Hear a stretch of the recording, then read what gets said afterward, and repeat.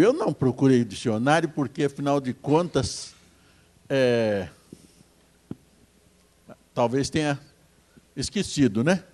Para dar uma definição de dicionário. Mas eu dou a minha definição e espero que mais alguém possa contribuir também para nós sabermos sobre o que nós vamos estudar.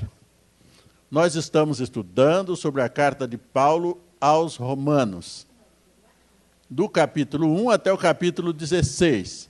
É o que nós estamos hoje terminando a lição. E aqui fala do visionário. Nós vimos muita coisa. Vocês vão de ouvir comigo, quem estudou a lição, quem deliciou dessa lição, quem se enriqueceu nessa lição, porque isso são trabalhos, são pesquisas que são feitas. Eu disse agora para o Adilis. Nós não precisamos pesquisar tudo. Nós não precisamos pesquisar tudo, chegar a fundo em tudo, quebrarmos cabeça, como muitas pessoas fazem. Mas nós podemos aproveitar daquilo que outros pesquisaram e já nos traz mastigado. É só nós darmos uma lambidinha e tirarmos o proveito daquilo, de grandes cientistas, de grandes pessoas, grandes pastores, grandes evangelistas. E o apóstolo Paulo é esse tipo de gente.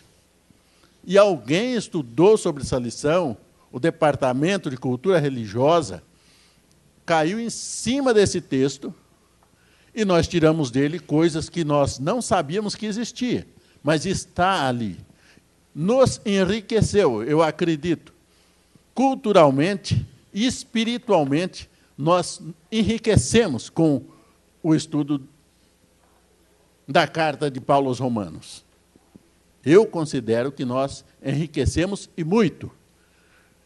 Então, nós hoje vamos encerrar a lição. Mas vocês vão perceber que a lição de número 1 foi uma lição muito gostosa, porque nós tínhamos soluções. Nós tínhamos, aliás, uma lição difícil, né?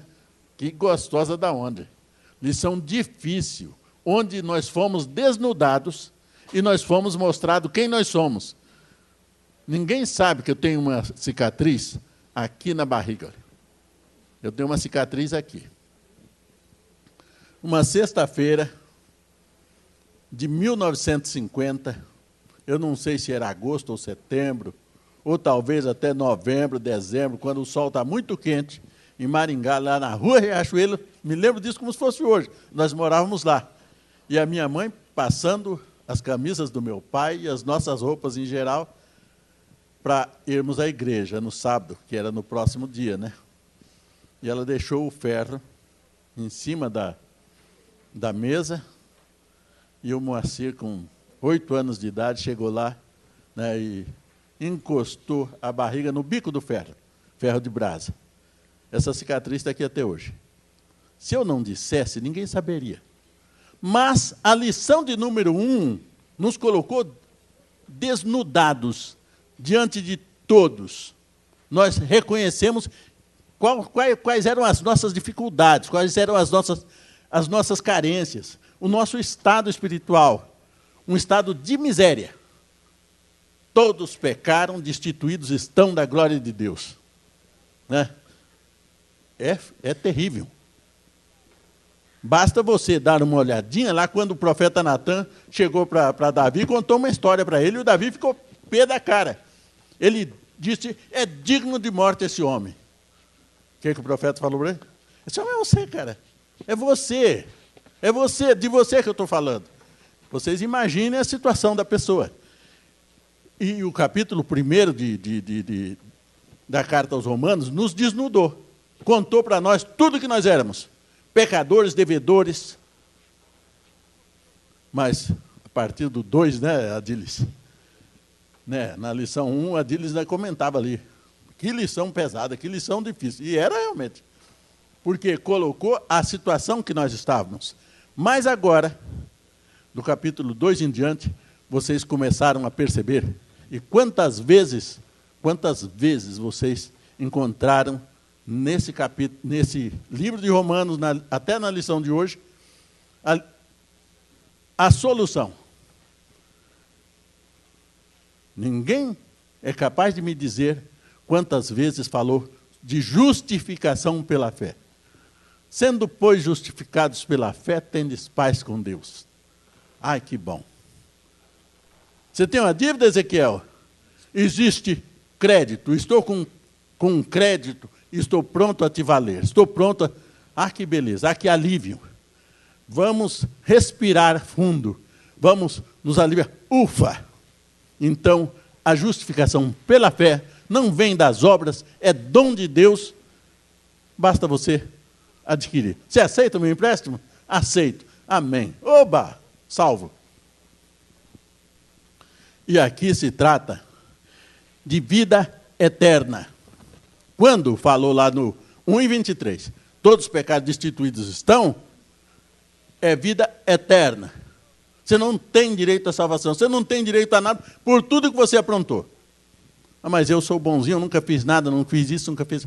Muito bem. Pega um caroço de abacate, planta ele e veja se ele vai dar café. Veja se ele vai dar laranja. Veja se ele vai produzir uma laranjeira, uma mexeriqueira ou uma macieira. Não. Então, por herança, você é o pecador, o desobediente lá do Éden, e vem o troço daí para cá. Essa lição que nós estamos estudando é o trabalho do apóstolo Paulo ao ser chamado por Deus para instituir o Novo Testamento chamado salvação pela fé. Salvação pela fé. Isso não fazia nem 50 anos que Jesus havia nascido, crescido e morrido. Não fazia, nem 50 anos. Toda a vida foi feito com sacrifícios. Judeu. Jesus disse, eu não vim senão as ovelhas perdidas da casa de Israel. Mas agora, vocês se lembram lá no capítulo 10 de Atos, quando aquela encrenca toda, que um homem gentil, era temente a Deus, jejuava, dava oferta, aquela coisa toda, e o apóstolo Pedro foi lá, né? Então, o evangelho saiu dos judeus e passou para todas as nações. O apóstolo Paulo mesmo, ele fala que, tendo a Escritura previsto que Deus havia de justificar pela fé os gentios, anunciou primeiramente o evangelho a Abraão, dizendo, todas as nações serão, todas as famílias da terra serão benditas em ti. Então aí agora escapou. Arrebentou-se a cerca. Terminou a cerca, acabou a cerca, não tem mais cerca. Então, judeus e gentios e o apóstolo Paulo, chamado para fazer essa conexão. Essa conexão. Agora você trabalha com os gentios, você é apóstolo dos gentios, você vai anunciar aos gentios. É você que tem que fazer isso. Alguém que Deus tirou lá do grande zelo judaico e botou aqui para isso. E aí, né, tranquilo. Ele teve lutas? Teve lutas. Se falar qualquer coisa, eu, por exemplo, praticamente nasci no Evangelho, já pensou? Já pensou uma porção de coisas que tem na igreja hoje, se eu não abrir a minha cabeça, como é que fica? Afinal de contas, de lá do sacrifício, vem agora pela fé. Pela fé. Lembram de uma lição que nós vemos aqui? Porque o fim da lei é Cristo, né, Genésio? Foi você que respondeu. Porque o fim da lei é Cristo, para a salvação de todo aquele que crê. Mas que problema sério. Nós somos legalistas, como é que o fim da lei é Cristo? E aí, nós passamos por essa lição. E ficou entendido para cada um de nós o que isso quer dizer. Então, o apóstolo Paulo, na carta aos Romanos, ele fez um trabalho maravilhoso. Um trabalho de esclarecimento maravilhoso. E agora, ele terminou de fazer o seu trabalho, e como plantador de igrejas, ele agora vai falar, a lição que nós estudamos hoje, é a visão. O visionário. Tem pessoas que vivem fora do seu tempo. Tem pessoas que vivem fora do seu tempo. Eles são muito mais inteligentes, têm muito mais visão. Eles olham para um pedaço de madeira. Vocês conhecem essa história. Do grande escultor que olhou para um pedaço de madeira e alguém disse, o que é que você vê aí? Ele disse, A pessoa disse, eu vejo um pedaço de madeira. E ele disse, não, eu vejo uma estátua maravilhosa que eu vou esculpir nessa madeira. E Deus fez isso com o próprio apóstolo Paulo, que era do contra e agora é a favor. E o apóstolo Paulo tinha essa visão, um cara visionário, um cara fora do seu tempo, adiantado. A gente estuda história do Brasil, história em geral, e a gente encontra muitas pessoas que viveram fora do seu tempo. Eu estava vindo para uma reunião ontem e ouvindo quando uma pessoa disse o seguinte, que não sei quem era, um desses filósofos grandes aí, de antes de Cristo, né? Eles obrigaram ele a tomar cicuta, né? Vocês aí, os mais estudados, vão lembrar quem foi o cara que tomou cicuta, né? Sócrates, né? Eu lembrava que era Sócrates, mas fiquei em dúvida. Tomou cicuta, porque eles obrigaram ele a tomar, porque ele, afinal de contas, era um herege. Passa 30 anos. O que aconteceu, Paulinho? Você viu? 30 anos se passam e o castigo vem a cavalo. Os seus condenadores foram que tiveram que tomar cicuta, porque, afinal de contas, o Sócrates estava certo. Imaginem vocês, ele estava fora do seu tempo. O apóstolo Paulo também estava fora do seu tempo. Eu nunca pensei que talvez o evangelho tivesse sido levado à Espanha por Paulo. São detalhes que nos passam despercebidos. E a lição diz que ele pode ter ido até a Bretanha, pode ter ido até a Inglaterra. E, inclusive, uma coisa muito maravilhosa que tem é que você entende muito, você já leu muito a respeito disso. Algumas pessoas você sabe como morreu, algumas pessoas você tem certeza de como isso ou como aquilo faz parte da história. Outros não têm. Diz a tradição, conforme a tradição, não é assim? E o apóstolo Paulo é um desses. Eu já conversei com pessoas que foram a Roma e disseram que estiveram lá no cárcere onde Paulo foi preso. Mas, segundo a tradição, ele foi morto assim, assim, assado. Mas não entra em questão. Entra em questão é que ele era um visionário. Ele enxergava além do seu tempo. E o evangelho precisava ser anunciado aos gentios. E os gentios deviam compreender. E os judeus deviam miscigenar espiritualmente com os judeus. Porque eles também agora eram herdeiros da mesma promessa que foi feita lá a Abraão. Vamos ao estudo da lição, porque senão nós ficamos só nos comentários e nós temos muitas pessoas que ainda vão contribuir com essa lição. O título é o visionário, que já falei, e o objetivo é expor ao estudante os planos ministeriais do apóstolo Paulo, para que, em parceria com outros irmãos,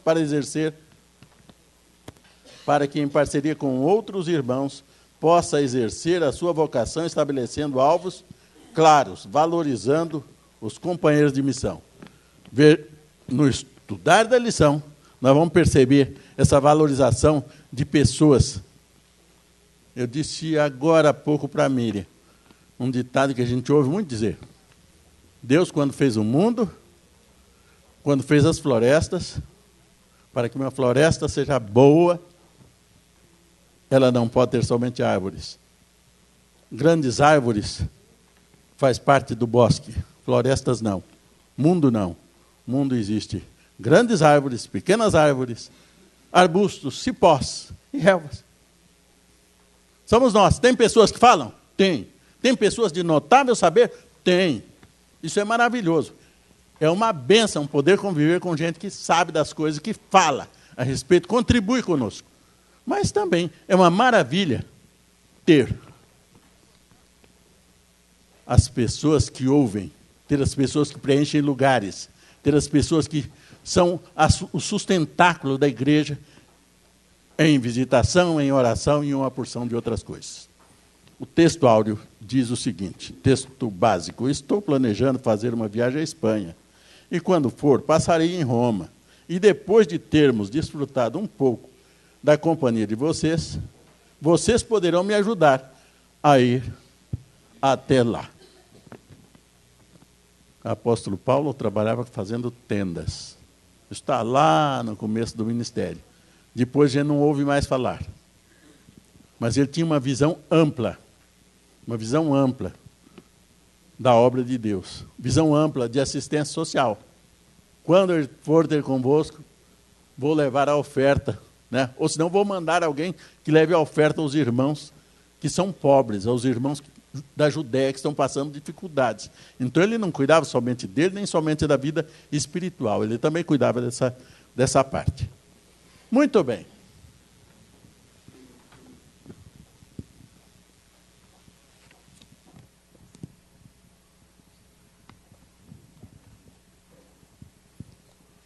Ezequiel, responda. Responda. Paulo permaneceu no propósito para o qual foi chamado por Deus? Ele permaneceu ali naquilo que foi chamado por Deus? Ezequiel. Microfone para Ezequiel, por favor. Bom, irmãos, nós todos já conhecemos a história de Paulo. Conhecemos onde ele fazia as perseguições, até ele cair do cavalo, literalmente cair do cavalo.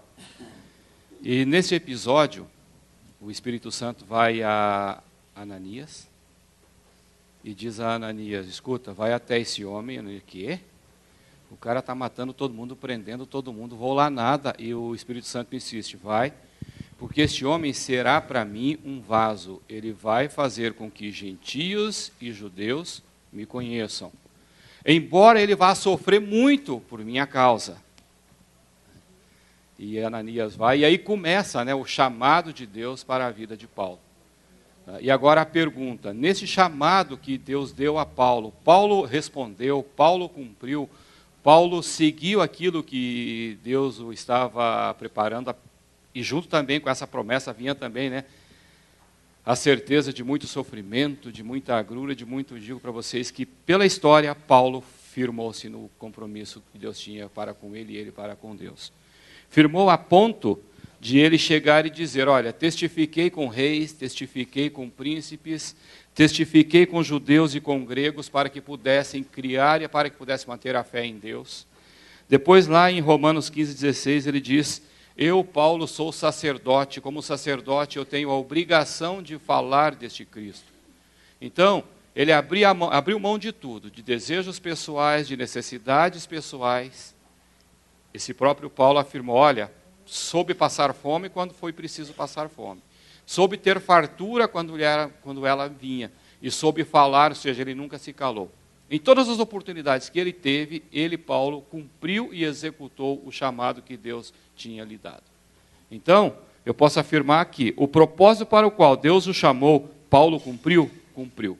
Cumpriu até o fim da sua vida. Embora ele tivesse um monte de percalços, um monte de outras, na lição passada, né, um monte de outras pessoas até atrapalhando o seu ministério. Mas ele foi fiel, porque Deus estava com ele. Sabia a que veio. Não é isso, Ezequiel? Ele sabia a que veio. Uma missão dada por Deus não pode ser negligenciada. E o apóstolo Paulo cumpriu de forma maravilhosa. De forma maravilhosa. Alguém gostaria ainda de fazer algum comentário a respeito? Pergunta de número 1, que foi respondida pelo Ezequiel. Alguém gostaria de fazer um comentário? Não? Então...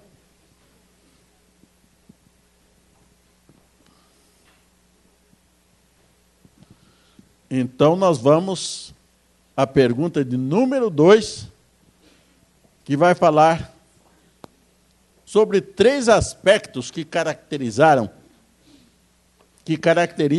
a vocação do apóstolo. Irmão Genésio, descreva outros 3 aspectos que caracterizam a vocação do apóstolo. Em primeiro lugar, ele foi ministro de Deus, né? Foi um grande homem, né, de Deus, né?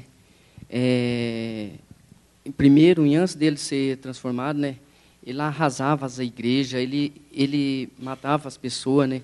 Mas depois que Cristo entrou na vida dele, ele foi um grande homem de Deus, um grande pregador da palavra de Deus, né?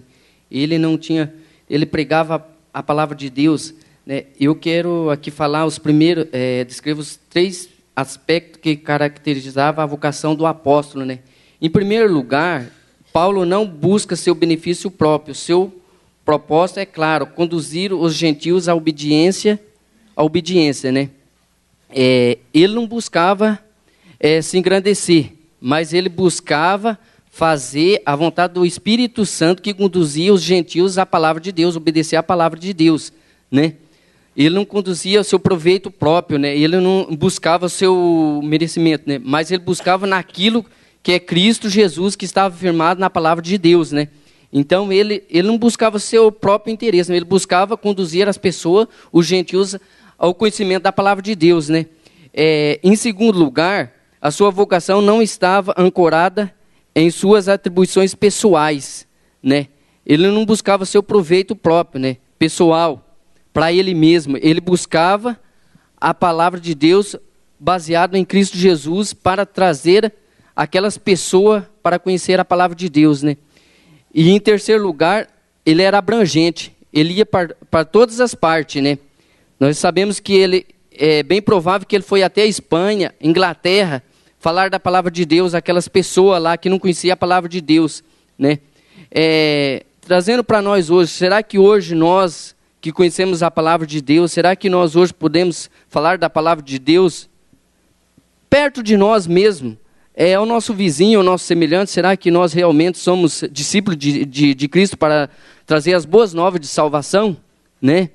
Ele viajava longe, né? O apóstolo Paulo viajava longe, fez várias viagens falando da palavra de Deus. E nós hoje, trazendo para nós hoje, será que nós hoje podemos contribuir com a mensagem da palavra de Deus? Paulo César. Aqui é interessante, né? Tem 3 aspectos, né? Primeiro, não falava em benefício próprio, né? Não se atinha às suas habilidades pessoais, e tinha bastante habilidades, né? A palavra diz que ele foi criado aos pés de Gamaliel, né? Um grande filósofo de época. Então, ele era preparado. Além de ser inteligente, tinha preparo, aprendeu, né? E obviamente que usava isso também. Né? E terceiro, era abrangente. Aí eu estava olhando os mapas que tem na Bíblia, muito engraçado, das viagens de Paulo, e achei uma curiosidade aqui. Ele ia por terra, de igreja em igreja. Então ia fazendo, né? Chegava na igreja, ficava um tempinho, né? Fortalecia, ia para a igreja. Mas ele voltava de navio. Pode ver, se você olhar as viagens de Paulo, ele vai por terra e volta de navio. Por que será? Né? Tinha consciência da urgência, né? De navio era mais rápido, não ia parando. Tipo assim, não ia perdendo tempo. Tinha ido, fortalecido, voltava de navio para a base dele, né? Né? Aí uma outra coisa que a gente pode aumentar, abranger mais, olha como Deus é maravilhoso. Escolheu um cara que era romano. Por que escolheu? Será por que Deus escolheu Paulo, que era romano? Porque naquele tempo, todo esse ambiente geográfico que Paulo transita, pertence a Roma. Então ele tem facilidade de deslocamento. Teve uma ocasião lá que tentaram bater nele, na verdade até bateram, né? Judiaram bastante do apóstolo. E ele falou assim, depois que judiaram dele, ele falou, você sabia que eu sou romano? Na hora que ele falou isso aí, foi uma tremedeira de perna. Né? Porque na lei romana tinha 2 leis, na verdade. Tinha uma lei que era chamada jus gentius, que era o direito dos estrangeiros. E havia o jus civilis, que era o direito do cidadão. Então o cidadão romano, primeiro, que não podia ser açoitado. Estava proibido na lei romana. E Paulo era romano de nascimento. Ou aumentava o grau aí da besteira que fizeram com ele. Né? Então perceba como Deus fecha, né, as coisas de uma forma espetacular. Né? Ele utiliza-se de um cidadão que vai ter facilidade. Apesar disso, igual o Ezequiel falou, né? Sofreu muito, sofreu pra caramba. Mas ele era uma pessoa que tinha umas facilidades que talvez outro apóstolo não tivesse. Transitar no meio romano, onde ele conhece as leis, ele sabe como usar isso a seu favor, e em vários momentos utilizou. Né? Mas ele tinha consciência do, como foi falado, o que ele estava fazendo. Né? E usando de uma estratégia bem interessante, agilizando as viagens. Né? Na última viagem, veja, como não é uma viagem evangelística, a última, porque ele vai para Roma para ser preso e ser morto, né? Aí é tudo de navio. Porque porque aí ele é constrangido, aí não é ele que está indo, né? Ele chega a Roma, sim, não da maneira que queria, né? Aí ele é conduzido, ele não está na condução mais, né? Então, não estando na condição, ele não passa de igreja em igreja. Mas mesmo assim ele prega, né? Diz que ele ficou em Roma um tempo lá, e ele teve algumas benesses. Qual que era?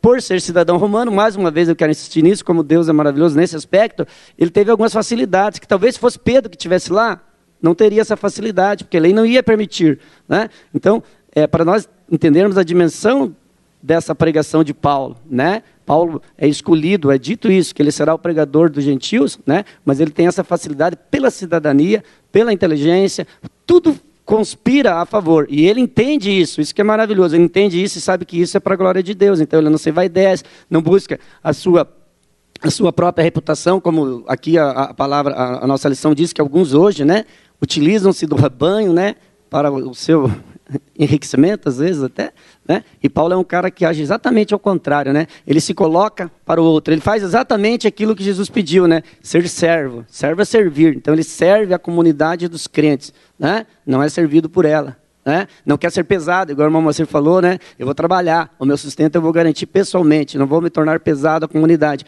Mas então, Deus utiliza todas essas características a bem da proclamação do evangelho, né? Daí se ele chegou na Espanha, não chegou, né? É outro detalhe, né? Não tem base assim para afirmar, mas que ele foi longe, foi, né? Aqui fala em 4.800 quilômetros, né, nessas viagens. Puxa, é daqui do norte do Brasil, basicamente, né? Então é espetacular como Deus age, como Deus usa as pessoas certas para fazer a obra progredir, né? Utilizou-se desses mecanismos para a progressão do evangelho nessas áreas. Graças a Deus. Eu disse a vocês, no começo da lição, que nós temos pessoas de notável saber. Esse conhecimento histórico do Paulo César contribuiu bastante para abrir o nosso ângulo de visão. O Levi, que está por aí, pelo menos a esposa eu estou vendo ali, mas ele está escondido, cabisbaixo, ele fez mais de 3.000 quilômetros essa semana que passou. Mas eu desconfio que ele entrou no avião lá meio-dia e 6 horas estava aqui. Ou talvez nem isso, né? Perdeu 2 horas numa conexão no Rio de Janeiro ou em São Paulo, sei lá onde ele fez conexão, ou em Brasília, né? Vem, gasta 3 horas de avião, fica lá 2 horas parado e mais 1h30 está em casa, né? Já tomando o café da esposa, né? Então, de forma sensacional, hoje acontece isso. Apóstolo Paulo, para fazer esses 4.800 quilômetros, não é, Paulo César? Deve ter levado muito tempo. Muito tempo. Nós não conseguimos mensurar o tempo gasto para esses tipos de coisa. E o cansaço que isso produz. Ou não produz, Levi? Produz cansaço? Cansou? Bastante? Chegou moído? Pois é. É assim que funciona. E o apóstolo Paulo não tinha mais 18 anos. E talvez nem 25 anos, talvez tivesse um pouquinho mais. E a idade não vem sozinha, mas ele suportou todo esse trabalho. Tem um texto, que eu não vou me lembrar onde está, mas ele disse o seguinte: eu me gastei e me deixei gastar por amor de vós, para que eu, amando-vos tanto, seja cada vez menos amado. O apóstolo Paulo falou isso. Ele deixou couro, no sentido real da palavra, no sentido literal, por amor das igrejas. Por amor das igrejas. Independente de sermos amados ou não. Nós precisamos, e o apóstolo Paulo tinha visão disso, ele tinha uma missão. Ele era comissionado para determinada coisa. E ele cumpriu. Arrisca tudo aquilo que ele tinha que fazer, porque, afinal de contas, para isso ele foi chamado, para isso Deus o chamou. E Deus não chama homens capacitados, mas capacita aqueles que ele chama. A visão do apóstolo Paulo dá bem ideia disso, com toda a sua sabedoria, com toda a sua capacidade, mas no sentido espiritual. Foi capacitado por Deus. Capacitado por Deus, dedicado. E se você tem bastante consigo, dá gosto conviver, porque você tem palavras para persuadir as pessoas. E o apóstolo Paulo, de forma maravilhosa, persuadiu os gentios e também os judeus a conviverem com os gentios. Se vocês voltarem lá no começo do livro de Atos, aí, 6, 7, 8, 10, por ali, quando ele chegou na igreja, todo mundo com medo dele, ninguém o entendia, aparece um cara lá de dentro da igreja, Barnabé, que o recebe, o integra na igreja e várias vezes, umas 3 vezes você vai encontrar Barnabé e Saulo. Barnabé e Saulo. Barnabé e Saulo. Depois, inverte-se o verso. Paulo e Barnabé. Paulo e Barnabé encrencam lá por causa do sobrinho de Barnabé. Barnabé vai cuidar de outra coisa. Paulo já pode andar com as próprias pernas. Ele já está habilitado. Ele já está integrado. Então ele consegue fazer essa obra maravilhosa que nós estamos hoje estudando. Genésio diz que ela era abrangente. Tão abrangente que chegou aqui na Iap Xaxim. Gledson, pode nos ajudar? Então vamos lá.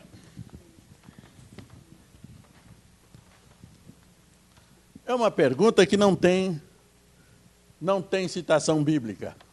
Visão do Gledson.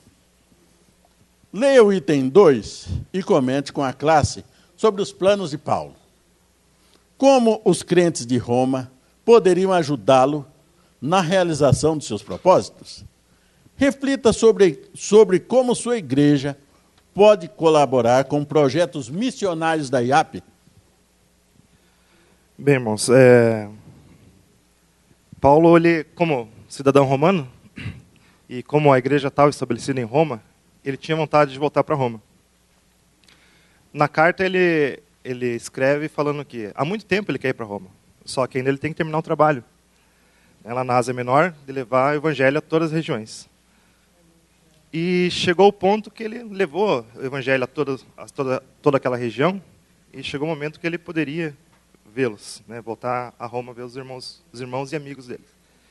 Porém, aí ele já tinha um plano em andamento, que era levar ajuda financeira aos irmãos de Jerusalém, aos judeus que estavam passando necessidade, que essa oferta foi levantada já pela igreja representada pelos gentios, por iniciativa própria dessa igreja, e Paulo quis levar essas ofertas. Então, esse plano já estava em andamento, é um plano que estava em andamento, mas ele tinha um outro plano, que era ir à Espanha. Paulo, ele foi, como visionário, ele sempre, como nós lemos também no texto inicial, ele sempre foi nos lugares onde não tinha sido pregado o evangelho. Então, o próximo lugar para ele seria a Espanha. Mas ele mandou a carta e o outro, dentro desse um plano secundário, era visitar os irmãos de Roma e ali passar um período. Ele ia, como o Paulinho falou, ele ia fazer uma viagem de quase 5.000 quilômetros, sem carro e sem avião, fica cansativo, e ele já tinha passado muito tempo pregando. Então ele ia aproveitar aquele tempo em Roma para poder descansar um pouquinho, tirar umas férias, poder recarregar as energias, para depois ir à Espanha. Mas como visionário, ele não ia fazer só isso lá. Ele também já preparou na carta, falou assim: irmãos, eu quero que vocês já me ajudem financeiramente, me dê condições de ir à Espanha. Então ele já preveu ali na carta que ele precisava de ajuda para chegar à Espanha. E não só de ajuda financeira, também pediu para que os irmãos estivessem orando fortemente para ele, porque ele tinha os medos, sabia dos perigos que ele corria, e tanto sabia que correu. Então, aí quando ele foi a Jerusalém levar essas ofertas, aí foi preso, e como cidadão romano, ele pediu para ser julgado em Roma. E o interessante é que, pelo que eu entendi, pelo que eu li um pouco, em Roma ele ficou em prisão domiciliar, e pôde continuar pregando e fazendo a obra de Deus, mesmo estando preso. Até ser julgado, ele pôde fazer a obra. Então, como os crentes de Roma podiam ajudar ele? Orando e levantando os recursos necessários para ele ir até a Espanha. E como a gente pode ajudar os missionários da IAP? Orando, provendo de recursos financeiros e também aceitando que missionário cansa, né? Missionário precisa tirar férias, precisa descansar, como Paulo também fez. Então, assim, a gente tem que estar orando, tem que estar provendo os missionários e apoiando em tudo que eles precisam. Grande visão. Grande visão. Depois tem o Paulo César e tem a Ilza ainda. Mas é uma visão muito grande, é uma visão macro. Uma visão, como dizem os fotógrafos, grande angular. Né? Uma visão aberta. Né? Visão realmente aberta. Ele tinha muitas coisas para fazer. Tinha mais do que podia fazer. É igual as pessoas muito inteligentes, que elas pensam mais, elas têm na memória mais do que a boca pode falar. É um negócio maravilhoso. É espantoso que a pessoa deixa transbordar tanto de si, né? Mas ainda tem muito mais. As pessoas se tornam até prolixas. Paulo César. Eu só queria fazer uma observação. Roma, né, você tem uma figura que manda lá, que é o imperador. Né? Os romanos eles construíram uma visão religiosa que o imperador era um deus. Né? Então, é nesse ninho, né, de cobra que Paulo está querendo entrar. Né? Então, mais um detalhe interessante que a história vem nos ajudar. Né? Ali na década de 60, né, o ano 60 e pouco, que Paulo transita. Ali você tem imperadores que são extremamente violentos. Né? É um período em Roma que os imperadores são extremamente violentos. Né? Aqui, Nero talvez seja o imperador sobre o qual Paulo foi se apresentar. Esse Nero é um imperador que a tradição, né, diz que ele tocou fogo em Roma, né, e daí tinha que se culpar alguém por isso. E aí foi culpado, os cristãos foram considerados culpados. Né? Então você tem um momento de extrema perseguição, né, porque a gente pensando assim, sem ter esse olhar, a gente imagina que Paulo ia para um lugar que, se não fosse muito bem-vindo, mas pelo menos não tinha tanto problema. Não é essa a verdade. Ele vai pregar um Deus, que é um Deus que não é aceito. Em Roma você tem o politeísmo, o imperador, ele é considerado um Deus em vida, e é nesse ambiente que você tem uma igreja sendo formada, a igreja das catacumbas, né? A gente sabe disso também, que ele se reuniu no subterrâneo dos cemitérios, porque havia um respeito, e ali então não chegava o poder do Estado, no sentido que as pessoas também tinham medo de ir lá, né?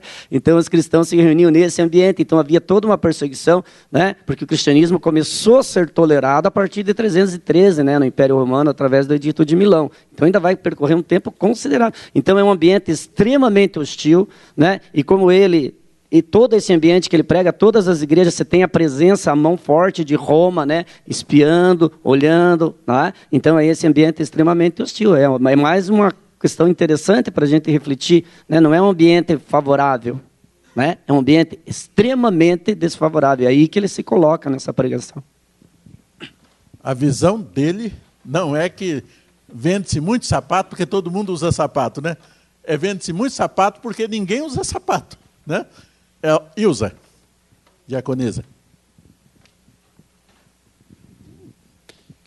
Eu quero acrescentar aqui, né, que os planos do visionário, os planos de Paulo, eu meditando, né, nos detalhes aqui, eu vejo que os planos de Paulo eram milimetricamente, meticulosamente citados pelo Espírito Santo no coração dele. Primeiro, né, se você perceber ali nas minúcias, ele abria os caminhos para que outros regassem a semente. Porém, ele dava meticulosamente a cartilha a ser seguida, todas as instruções, ele cuidava disso. Né? E nós vemos lá, se vocês já leram, né, a maioria que já leu na igreja de Coríntios, as dissensões que tinham entre judeus e gentios. E Paulo toma o cuidado de, né, mostrar para aqueles crentes da Judéia que quem estava ajudando eram os gentios convertidos. Então nós vemos ali o cuidado do Espírito Santo em unificar, em unir numa única visão. E essa visão de Paulo, ele estava ensinando nesse procedimento. Então nós vemos aqui que a visão dele é uma visão de reino que nós temos que ter. Né? Então é maravilhoso porque Jesus pregou isso, a unidade. E Paulo ali nas suas ações, meticulosamente, ele estava ensinando em tudo que ele fazia. E como que as pessoas colaboravam com ele? Né? Nós vemos mais uma vez a obra de Deus.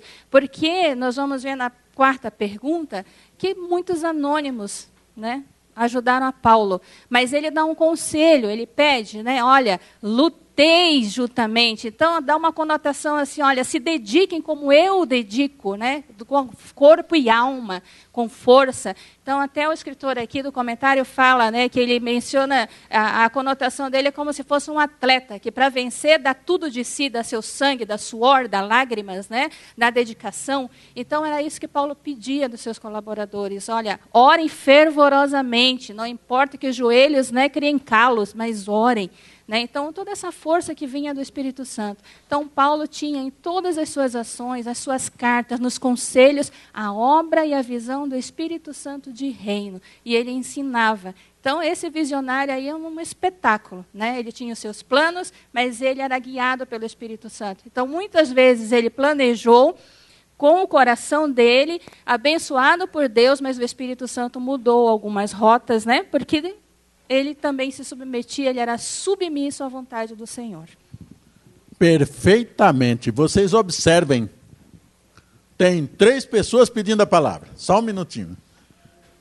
Observem a visão de Paulo. Visão de Paulo? De Deus. Visão de Paulo? De Deus. Deus o chamou e por isso coloca no coração da pessoa aquilo que ele deve fazer. Osias é uma pessoa abastada. Eu sou amplamente adversário dele, eu não quero ele na minha sociedade. Ele é ímpio, de acordo com a minha visão. Mas, nas minhas necessidades, Osias e outros da clã dele, do naipe dele, os caras do patamar de cima, juntam dinheiro para ajudar a mim e os meus correligionários, os meus amigos pobres, os meus amigos paupérrimos. Leiam um livro chamado Até os Confins da Terra, e vocês vão perceber a visão que os primeiros crentes, os primeiros evangelistas, trouxeram aos incrédulos, aos pecadores. Mesmo eles sendo adversários, os crentes acolhiam as mulheres grávidas, acolhiam os doentes, acolhiam os velhos. Você não tem como... Mas esses caras, ele não pode... Osias não pode ser tão ruim assim.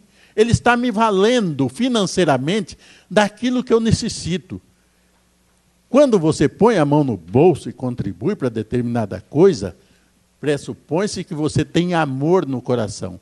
Lugar difícil de mexer é bolso. E o apóstolo Paulo leva... Eu não estou dizendo que os que mandaram a oferta não eram ricos, mas estavam em melhor situação financeira e contribuíram para os pobres. Eu tenho 3 pessoas para chamar. O presbítero Edivaldo, o Paulo Andrade e a diaconisa Bernardina. Eu dou até 10 horas para vocês 3, tá? Você, sim. Dentro dessa visão aqui, a visão missionária da IAP, dentro da classe que nós estamos fazendo no seminário... Era o que eu queria pedir para você falar, viu? Três pessoas estão no campo, que entraram lá porque queria aprender um pouquinho mais da Bíblia, mas Deus tinha outros planos. Um deles foi para Lages, largou-se, abandonou não, foi convidado, deixou o emprego e foi para Lages. Chegou em Lages, cheio de igreja. E ele falou, meu Deus, já está cheio de igreja aqui, o que mais que eu tenho para apresentar para eles? Próximos meses agora vai ser inaugurada uma igreja nossa lá. Glória a Deus. Então, muitas vezes a gente fica pensando o que fazer, mas na realidade, assim como Paulo, é se colocar à disposição. Semana passada nós tivemos uma discussão, dentro no seminário lá, o professor jogou uma situação para discutir, e aí começaram um monte de gente a confabular. E eu falei, gente, disso tudo, o que a gente tem que ter em mente, como fazer ou como deixar de fazer, o que Deus espera de nós é se coloque à disposição. Se coloque à disposição. Lá de Joinville, o filho do pastor Corinto, ele está vindo para São Bento do Sul, aqui, 100 quilômetros nosso. Chegou lá, no posto de gasolina, uma mulher abordou ele, começou a conversar e falou assim, não, é porque eu vim aqui para dar o curso bíblico para uma pessoa que pediu. Aí ela falou assim, você é de igreja? Eu quero conversar com você.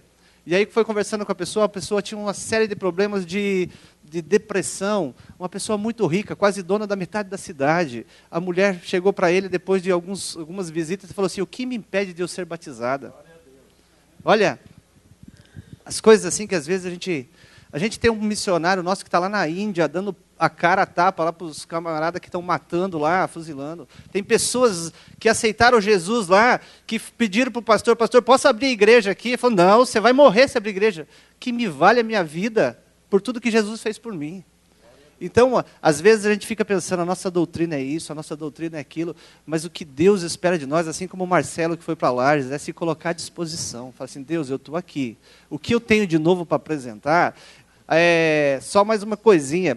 Quando colocaram essas câmeras aqui, muitas pessoas até criticaram, o que tem que filmar, o que tem que transmitir? Gente, tem irmãos nossos que graças a essa tecnologia, que alguns irmãos talvez nem tivessem em mente que estavam sendo chamados por Deus já, incomodados por Deus para colocar uma câmera lá e outra aqui, para filmar o culto, para filmar a escola bíblica, estavam contribuindo para irmãos nossos que estão lá no norte do Brasil, lá, que não têm condições de ter uma igreja como nós temos, está acompanhando o culto. Está louvando a Deus, irmãos, que se na hora que o diretor lá pede, vamos nos ajoelhar, os irmãos se ajoelham lá na casa deles para orar. Quando o camarada aqui, o irmão aqui na frente, fala assim, vamos levantar as nossas mãos e glorificar o Senhor, o irmão levanta a mão lá na casa dele e começa a glorificar o Senhor, porque ele não tem uma igreja perto.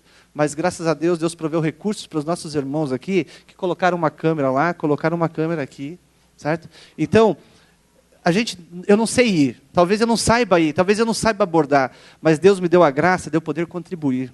Então, aquilo que nós podemos fazer, nós nos colocamos à disposição do Senhor. Se não é ir, contribua. Sobrou 3 minutos para 2. Paulo Andrade, depois Diaconisa Bernardina.